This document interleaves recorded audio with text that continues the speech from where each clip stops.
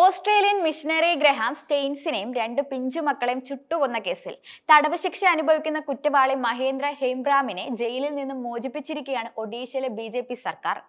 തടവുകാലത്തെ നല്ല പെരുമാറ്റത്തിന്റെ പേരിലാണ് ഇത്തരത്തിൽ ഒരു മോചനം. കേസിലെ മുഖ്യപ്രതി രബീന്ദ്ര പാൽ സിംഗ് എന്ന ദാരാ സിംഗിന്റെ ഉറ്റ കൂട്ടാളിയാണ് ഹെംബ്രാം. അദ്ദേഹത്തിനെ മോചിപ്പിച്ച ശേഷം ജയിൽ അധികൃതരും സംഘപരിവാർ സംഘടനകളും ചേർന്ന് ഹാരം അണിയിക്കുകയും ചെയ്യുകയായിരുന്നു. ഗ്രഹാം സ്റ്റെയിൻസ് മക്കളായ ഫിലിപ്പ് തിമോത്തി എന്നിവർ നിഷ്ഠൂരമായി കൊല്ലപ്പെട്ട കേസിൽ ദാരാ സിംഗിനെയും ഹെംബ്രാമിനെയും മാത്രമാണ് ശിക്ഷിച്ചത്. സെയ്റ്റാൻസിന്റെ മക്കൾക്ക് യഥാക്രമം 10ഉം 6ഉം വയസ്സും മാത്രമായിരുന്നു പ്രായം. നിലവിൽ ഒഡീഷയിലെ BJP സർക്കാരിനെ നയിക്കുന്ന മുഖ്യമന്ത്രി മോഹൻ ചരൺ മാജി ഗ്രഹാം സ്റ്റെയിൻസിന്റെ കൊലയാളിയുടെ മോചനത്തിനായി സമരം നയിച്ച BJP നേതാവ് കൂടിയാണ്.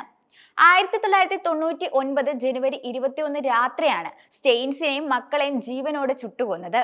ദേശീയ അന്തർദേശീയ തലത്തിൽ വൻ പ്രതിഷേധമുണ്ടാക്കിയ സംഭവമായിരുന്നു ഇത്. വില്ലീസ് വാഗണിൽ കിടന്നുറങ്ങുകയായിരുന്ന മൂവരെയും തീ കൊളുത്തി കൊല്ലുകയായിരുന്നു. സ്റ്റെയിൻസിന്റെ ഭാര്യ ഗ്ലാഡിസും മകൾ എസ്തറും മറ്റൊരിടത്തായതിനാൽ രക്ഷപ്പെടുകയായിരുന്നു. ആദിവാസികളെ മതപരിവർത്തനം നടത്തുകയാണെന്ന് ആരോപിച്ചായിരുന്നു സ്റ്റെയിൻസിനെയും കുട്ടികളെയും ബജ്രംഗ് ദൾ പ്രവർത്തകർ ചുട്ടുകൊന്നത്. UPയിൽ നിന്ന് ഒഡീഷയിലേക്ക് വന്ന ദാരാ സിംഗ് ആണ് ആക്രമണത്തിന്റെ സൂത്രധാരൻ. ദാരാ സിംഗ്, ഹെംബ്രാം എന്നിവരുൾപ്പെടെ കേസിൽ 14 പ്രതികളാണ് ഉണ്ടായിരുന്നത്. ഇവരിൽ 12 പേരെ വിട്ടയക്കുകയും ദാരാ സിംഗിനെയും ഹെംബ്രാമിനെയും ജീവപര്യന്തം തടവിന് ശിക്ഷിക്കുകയുമായിരുന്നു.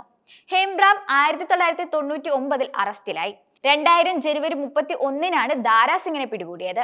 2003 ദാരാ സിംഗിന് വധശിക്ഷ വിധിച്ചെങ്കിലും 2005 ഒഡീഷ ഹൈക്കോടതി ശിക്ഷ ജീവപര്യന്തമാക്കുകയായിരുന്നു.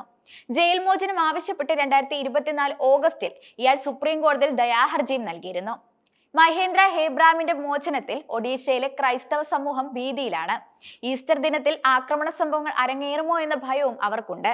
ഇതിനിടെ ഒഡീഷ ഗജപതി ജില്ലയിലെ ജൂബ ഗ്രാമത്തിൽ സ്ത്രീകൾ അടക്കമുള്ള ക്രൈസ്തവ വിശ്വാസികൾക്ക് നേരെ നടന്നത് ക്രൂരമായ ആക്രമണമാണെന്ന് 8 അംഗ വസ്തുതാന്വേഷണ സംഘത്തിന്റെ റിപ്പോർട്ട് പുറത്തു വന്നിട്ടുണ്ട്. സംരക്ഷകരാകേണ്ട പോലീസുകാർ വേട്ടക്കാരെ പോലെ പെരുമാറിയെന്ന് റിപ്പോർട്ടിലുണ്ട്. മലയാളി വൈദികൻ അടക്കമുള്ളവർക്ക് പോലീസ് അതിക്രമത്തിൽ ഗുരുതര പരിക്ക് പറ്റിയിട്ടുണ്ടെന്നും നീതി ഉറപ്പാക്കാനായി പോലീസ് ഒന്നും ചെയ്തിട്ടില്ലെന്ന് സമിതി കുറ്റപ്പെടുത്തി. കഴിഞ്ഞ മാസം 22 അതിക്രമം.